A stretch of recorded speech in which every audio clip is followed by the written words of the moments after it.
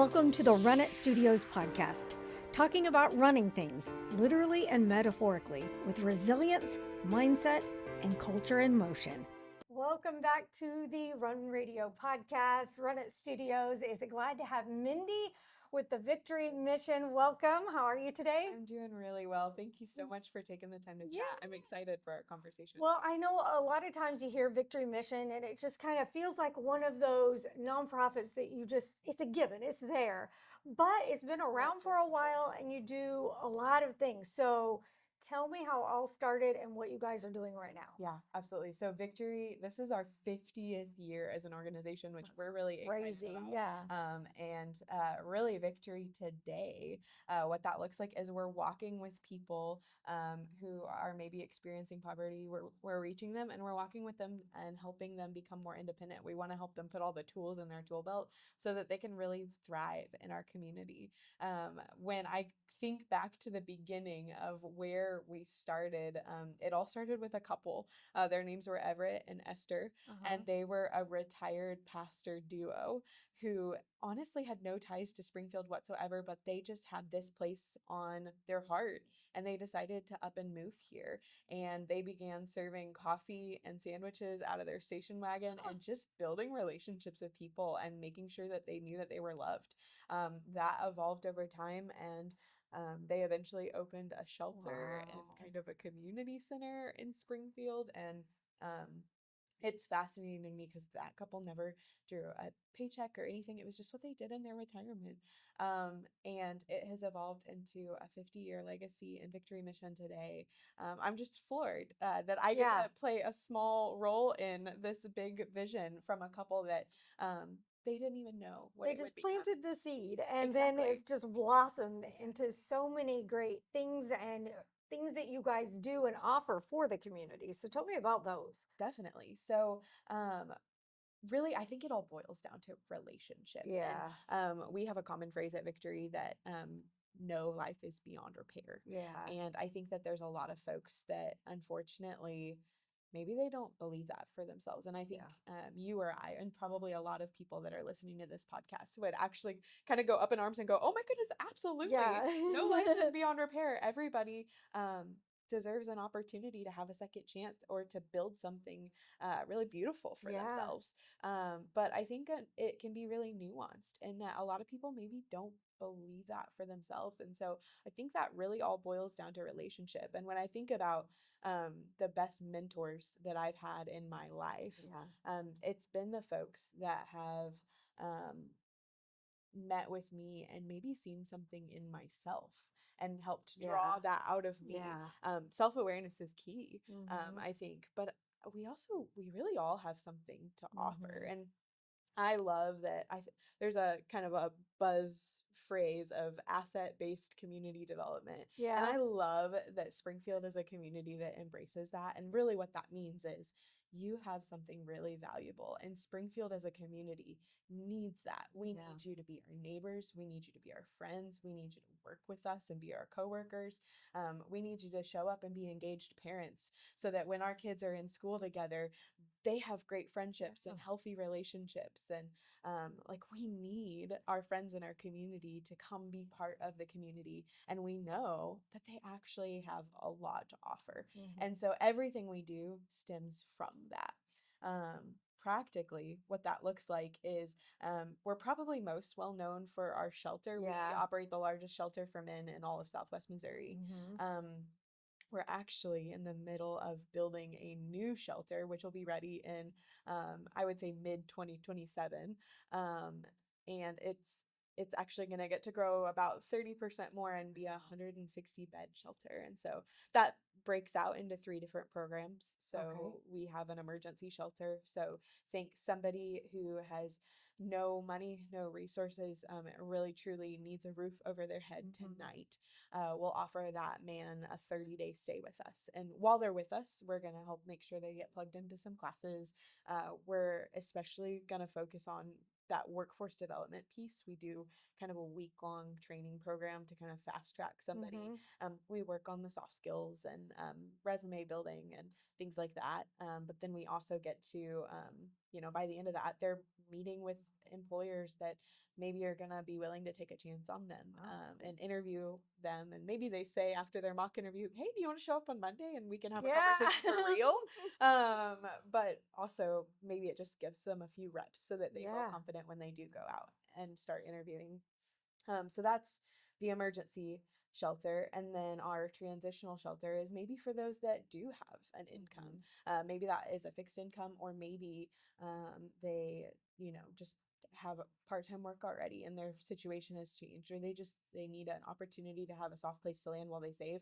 Or maybe they came out of our emergency shelter and they now are making money and working a job and earning wages, and they need kind of a plan. Okay, where do I go from here? And so that's a low nightly or kind of weekly rate, so that folks can kind of build that muscle of paying rent on a schedule, keeping their space tidy and clean and things like that. And I actually believe that we're producing really great tenants, because you see a lot of landlords that go, okay, they've been at Victory Mission, they've been paying their program fees consistently. I know that they're drug and alcohol free if they've been staying there.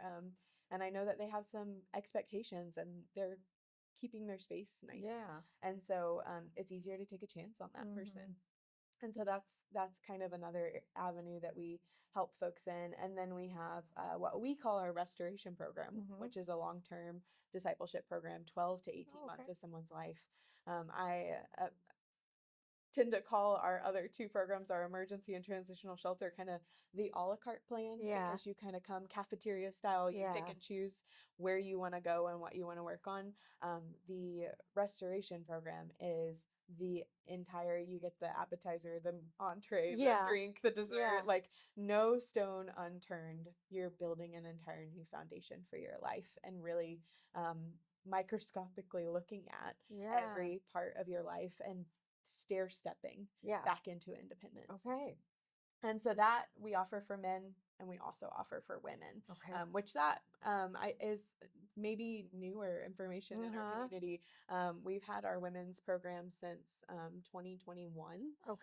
And so I think Victory is often associated with serving men. And so largely when you're talking numbers, yes, that's absolutely true. But there are places for women to come within our programs too, which is a lot of fun.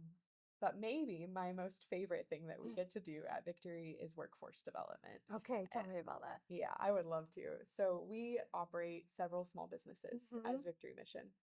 And our chief goal is to be able to offer on-the-job training to folks, so that we can work side by side. We can have conversations like, what do I do when my boss bosses me? How do I navigate that? Because sometimes it can be frustrating. It can be a little annoying. It can be embarrassing.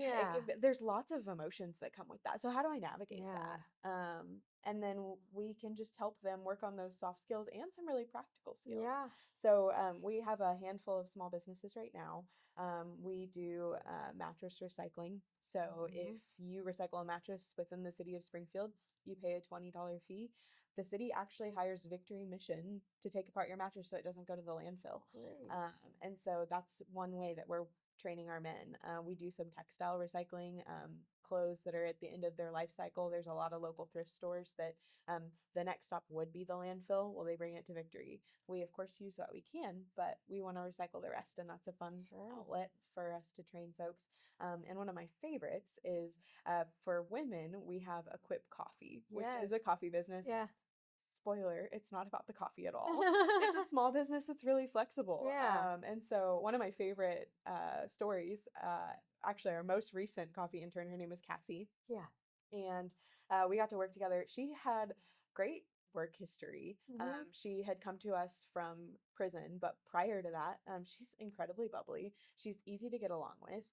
She has a great attitude, and she had had lots of job experience, but she had a desire to work in an administrative setting. She loved kind of the office environment, but she had never had an opportunity to do anything like that. And so the cool thing about running a coffee business is it's a small business, and there's plenty of that. work that happens there. And so we got to say, okay, let's work on computer literacy. Okay, there's all of these tasks that come with the running the business. And Cassie, she actually fell in love with data entry of all things. She became really passionate about it. She's incredibly detailed and meticulous. And she ended up going to work for a local bank here in Springfield. She still works there today. They love having Cassie. I miss having Cassie. Oh yeah, yeah. And so it's a really fun way. And so each person is different. I had one woman come in who wanted to do marketing. I had another woman come in who really struggled with relating to people. She was just really quiet and really reserved and kept to herself. And so she got to focus a lot on sales and customer service and things like that. And now her job is primarily on the phone with people. Wow. And so it's just fun to kind of hone in on those places and be really personalized with folks. On the flip side of our social enterprises and what they do program wise is Victory is really a crowd-funded organization. So it's individuals, it's couples in Springfield mostly who just believe in what we're doing. And so we want to be really good stewards of that generosity. And so we also want to grow our own revenue. And so our social enterprises produce funds that cover some of those administrative expenses so that we're not passing that along to our donor, which is important to us. And actually our leader, our executive director, Jason Henson, if you know him, he's a visionary and a cheerleader and so much fun to be around. But he has this big, hairy, audacious goal that one day we would generate at least 50% of our own revenue. And so that's something that we're excited to step into and continue growing towards that. I would say in the next 30 days or so, we're actually getting ready to launch another social enterprise for Springfield, which will be Mission Junk Removal. So you heard it here first. We are excited to jump into that. And so that'll just be another outlet that we can train more people on more aspects of what does it take to not only run a business, but be a good employee, be a good neighbor. And so, yeah, we have a lot of fun with that. Good. Let's talk about volunteers. Would love to. A good volunteer can make or break. Well, a good volunteer just can manifest more. So tell me how and what you need from a volunteer. Well, I would say, across 3 different buildings, across so many different programs, the volunteer opportunities are limitless. And so I would say first and foremost, if you have a passion or you have a skill, find any nonprofit. Honestly, there's so many great organizations, whether it's Victory or not. Selfishly, I'd say come talk to me. But anywhere you want to go, you can't go wrong. And if you have an idea, let's just have a conversation because you just might fill a gap. We teach classes in so many different areas that we might be able to utilize an instructor in your area of expertise or passion. But I would say 2 of the big opportunities that come to mind. Number 1 would be in our Work Ready Boot Camp, that week-long training program that I spoke of. We want to sit down with people and work on their resumes, and that's a big gap that we have and a need that we often have. We offer that every other week, and so it would maybe be an hour on a Thursday every other week. But I have so much fun doing that because when you sit down with somebody to work on their resume, I think oftentimes you see it in their countenance when they start the conversation. Sometimes they can't remember where they last worked or what they were doing and how long ago was it. And when they start to think about it, a lot of times they feel like it's not even noteworthy. Like, why would I even put that on paper? But then you start to talk to them and you start to help them quantify and realize what it was that they were doing. And, okay, how did that really impact the bottom line for the company you were working at? And that was a big deal. And I think when any of us are working on writing a resume, it can be a little uncomfortable and a little bit challenging to start thinking about, what are your personal accolades and what did you really contribute to the last team you were on? It can be hard to think of yourself in that light, but it's a skill that you learn to do, and this is the appropriate place to put that on paper. And so you start to watch them realize that, oh, maybe I do have something to offer the world. It helps have somebody bring that out, and that even changes, like you said, then you have a little more confidence and feel a little more prepared. Absolutely. And so I would imagine that among your network and your group of listeners, there probably are a lot of folks who read a lot of resumes on a regular basis, who have maybe worked on their own quite a lot or mentored other folks and helped them bring those things out of way to help. So if that's something that you're interested in, I would say let's have a conversation. Secondly, I think it all comes down to relationships. Real happens when you build trust and when you know that, hey, this person is rooting for me. And so we have every single day of the week, we serve a meal. We serve 122 meals out of our facilities on a daily basis. But in the evenings, we'll serve those in our emergency shelter. And it's really like a 30-minute opportunity. But we would love folks that would not only come and serve that meal, but build relationships with folks that are there as they line up. Our new shelter is going to have a cafeteria, which we're very much looking forward to. Opportunities to sit down and maybe actually like have dinner with someone or have lunch with someone. But as they line up, to just walk through the line and get to know, hey, what's your name? What's your story? Because that really, it matters to me. It matters to Springfield, and I want to know you. And so folks that would be willing to sit down and do that and have that kind of conversation, that would be huge. But yeah, like I said, I think the possibilities for volunteering are endless and really needed. So, So volunteer, plenty of opportunities. Someone who might be watching this and not really have that referral, if you will, because I know you have a lot of relationships with other nonprofits and things like that, but maybe they're thinking, well, I feel like my life is a disaster right now. I don't know what to do. What should they do? Yeah. Well, you can always go to victorymission.com. If you look, there's a big button that says get help. You can see all the ways that you can find help. But I would also say, give us a call. You know, especially if you're a man needing shelter or needing help, our shelter is 24/7. You can always call 417 864 2235. And you'll get to talk to our awesome crew that is at that desk 24/7, and they can tell you if it's going to be a fit, if there's space open, or maybe refer you to another organization. Or if you just need help in general, you can always call our main line. If you Google us, you'll find it. You can't miss it. And so, yeah, I would say there's spot for you. And if it's not Victory, like I said, we work so closely with so many organizations in town that we would love to have that conversation. It's in the right spot. Sounds good. What do you need most from the community? That's a really good question. You know, if I could boil it down, I would say be curious. Be curious, not just about Victory Mission, but about what people are doing in the community, what nonprofits are working on. I think I know this is true of Victory Mission, and I think it's true of so many great organizations. We want to be transparent. We want you to come in and see our spaces and ask us questions, not just about the way that we run. Please do. We want to be an open book, but also about the nuances of the situations that people find themselves in, because I think that's one of the best ways to not only build relationships but start to be more compassionate, is to just be curious about another person's story and their situation. And so whether you're at a coffee shop and you encounter somebody that has a story different than your own and you want to be curious about their life, or whether you want to come into the context of another organization, which I would always recommend. I think that's a great way to do it. Be curious about people, and be curious about the what the organizations are doing and the way that they do it. Love it. Well, thank you so much for sharing today, Mindy, with Victory Mission. Website again? victorymission.com. Very simple. Thanks so much. Appreciate it. Thanks.